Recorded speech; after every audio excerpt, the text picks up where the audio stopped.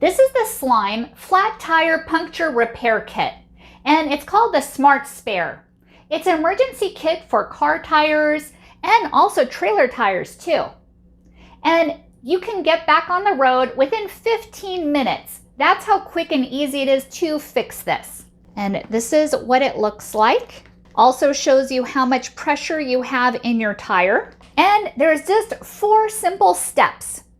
All you have to do is unseal it, pump it with the slime, put that back in, and then check for the tire pressure. Simple as that.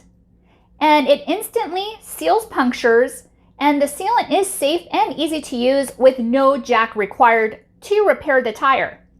Just remove the valve core, squeeze in the slime, and inflate your tire.